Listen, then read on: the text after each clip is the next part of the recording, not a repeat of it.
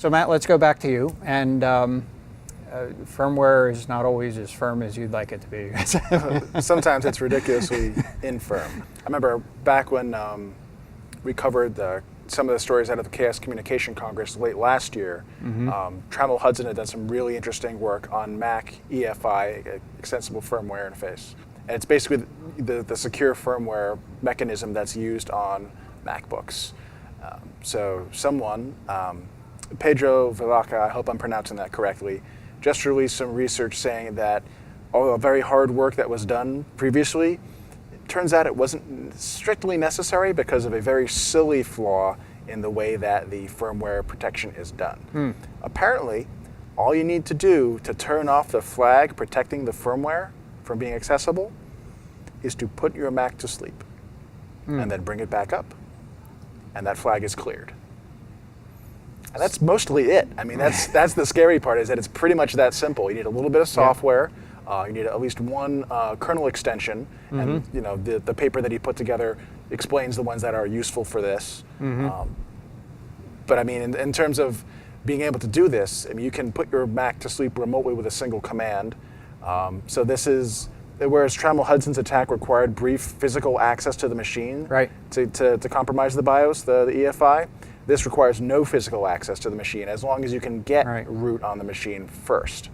So the consequence here could be that you could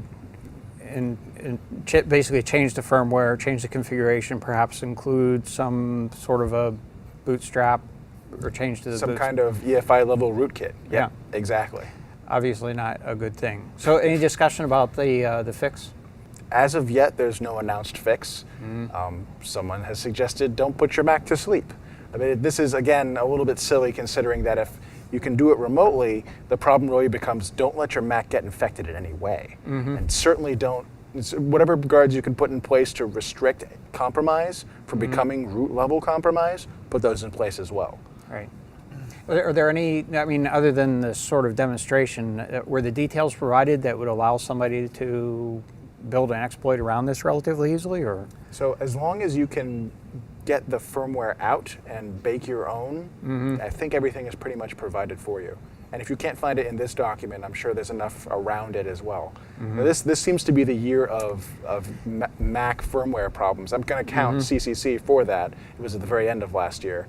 There's still work coming out at Black Hat. I think Zeno Kova and Corey Kallenberg are going to be releasing even more about Mac firmware. Well, I think to the point of the discussion earlier, we talked about the cryptography and Tor and things like that. I think just the larger user base is making Mac a more attractive target. Definitely. I shouldn't say target because I think the actual attacks against it aren't necessarily growing in leaps and bounds, but certainly from a research standpoint, it seems like there's a lot more effort. To me, it feels like there was always this set of bugs out there. This was always a possibility. It's just no one has been playing in the space enough. And now it's finally happening, and all the things that we dreamed were probably possible are being shown to be true. There are flaws in anything that humans create. That's a fact. All right. But there's no exploits, no malware in the wild using this right now that's been announced, right? No. It's more kind of researchy. They discovered that this is a possibility. Give it a week or a month. Right. Yeah, then go look on the Tor network. I'm sure you find something.